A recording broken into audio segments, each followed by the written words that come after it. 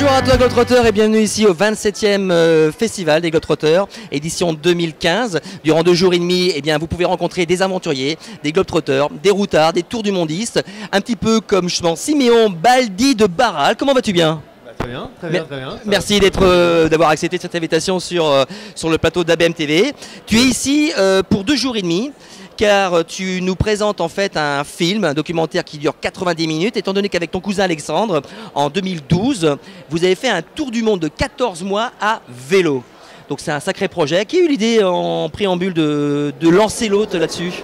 C'est un peu tous les deux finalement. On voyageait déjà beaucoup en stop et on s'est dit, un jour on s'est appelé, on s'est dit, il était 2 h du mat, on s'est dit ok, il faut qu'on le fasse à la fin de nos études, il faut absolument qu'on parte faire ce projet. Et après on s'est dit pourquoi pas à vélo, ça a l'air d'être marrant, on fera du sport. Voilà, on est parti. On n'était pas cycliste à la base. Donc en fait vous avez pas mal voyagé, plus en stop, Amérique latine, Europe, d'après ce que tu me disais. Exactement. Et le déclic, vous êtes dit là il faut vraiment qu'on y aille à fond, mais pas uniquement pour se balader, pas uniquement pour en prendre plein la vue, mais d'une version différente. Vous êtes parti avec une thématique bien particulière sur l'écologie et les problèmes environnementaux. Exactement, on voulait partir avec un fil directeur et on s'est dit qu'est-ce qui fonctionne pas et qu'est-ce qui nous questionne énormément. On s'est dit des règlements climatiques, on nous en parle tous les jours à la télé, pourquoi pas aller voir sur le terrain ce qu'en pensent vraiment les gens, vraiment dans les pays émergents, qu'est-ce qui se passe vraiment. Alors, durant ces 14 mois, vous avez fait 18 000 km, 26 pays, vous êtes 2 cousins, donc Alexandre et toi, vous êtes d'Angers, vous avez 27 ans, et ce projet qui s'appelle On the Green Road, donc là, Green Road, on comprend cette logique, vous avez fait ce film où vous avez fait donc plusieurs interviews, des portraits d'agriculteurs, de gens qui sont directement liés aux problèmes environnementaux. Comment ça se passe de rencontrer ces gens-là ? Au début déjà on savait pas du tout faire un documentaire, on savait même pas filmer, on savait pas comment prendre les contacts, ça s'est vraiment fait peu à peu. On rencontrait des gens, on nous donnait des numéros, on appelait, puis on y allait comme ça. Les premières interviews sont nulles et peu à peu ça s'est fait. On a appris à cadrer, on a appris et surtout plus on avançait, plus on arrivait à faire énormément d'interviews, à rencontrer des gens assez incroyables. On en apprenait plus sur l'écologie, on avait envie d'en savoir plus. En Amérique latine, c'était la folie, on était parfois à 2 interviews par jour et on a eu des ministres aussi de l'environnement. Non mais c'est du vrai taf en fait là, c'est du boulot non-stop. Ça devenait du vrai taf, mais pour nous on était parti pour se questionner là-dessus et on se connaît, quand on part sur un sujet, on part à fond. Et là, plus ça avançait, plus on se questionnait nous à l'intérieur, on se dit non mais attends, ça c'est pas possible, qu'est-ce qu'ils apportent comme réponse, qu'est-ce qui est jouable. On avait envie de revenir de ce tour du monde et d'avoir une idée là-dessus. D'accord, mais alors ce qui est incroyable c'est que d'après quand je t'écoute, vous avez appris plus ou moins au cours de ce voyage à concevoir ce reportage, vous êtes autodidacte dans le monde de l'audiovisuel on va dire, et le journaliste, dans le monde du journalisme pour pouvoir poser les bonnes questions aux bonnes personnes, se réajuster, et du coup vous avez pondu un film de 90 minutes, donc quelque part ça peut être accès à beaucoup de gens, de partir sur une idée folle de faire un tour du monde dans un premier temps, mais en plus on venir avec un bon petit bébé. Exactement, et c'est ce qui est assez incroyable, c'est que nous on avait dit très clairement pour les sponsors on va faire un documentaire, ça a l'air d'être cool et tout. Et finalement, on s'est retrouvés peu à peu, plus les gens nous parlaient, plus ils nous disaient faut que vous donniez notre point de vue, c'est intéressant. On nous entend pas assez donner notre point de vue.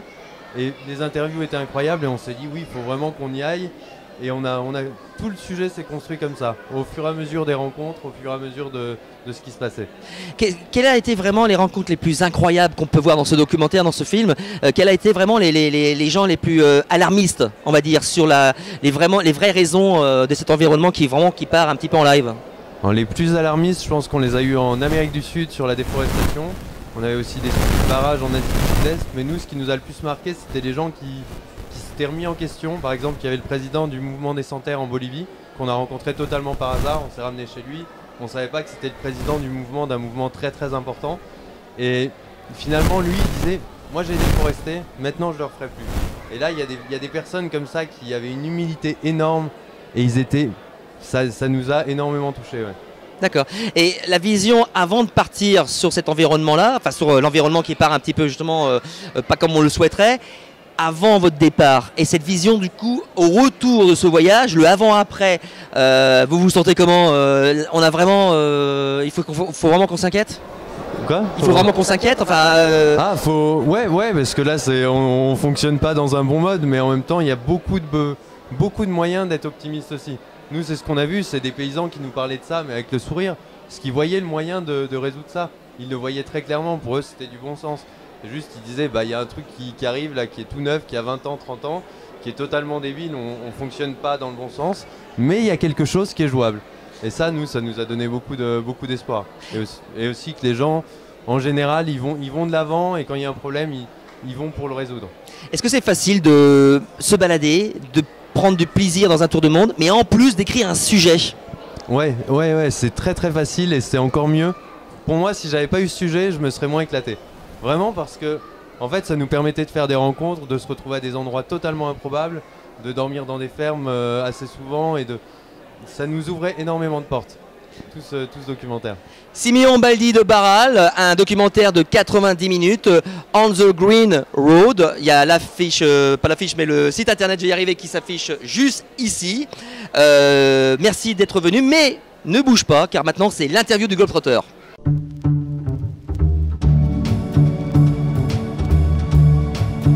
Siméon, sur ton tour du monde, tous les pays que tu as traversés, si tu étais un pays, tu serais lequel? L'Iran. Si tu étais un moyen de transport pour voyager? J'oscille entre le stop et le vélo. Si tu étais un animal à protéger? Le ver de terre. C'est bon ça, c'est vrai? Ouais, il est vachement important. Il est à la base. Ok. Si tu étais une coutume?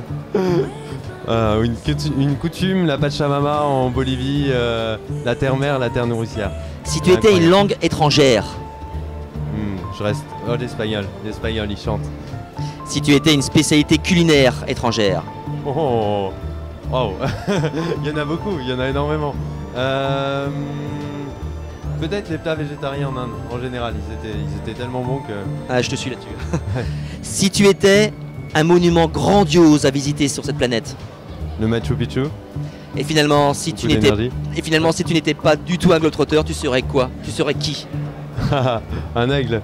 Siméon Baldi de Barral, On the Green Road. On remet ici donc le site internet. Merci d'être venu et j'espère une prochaine fois avec beaucoup d'autres projets.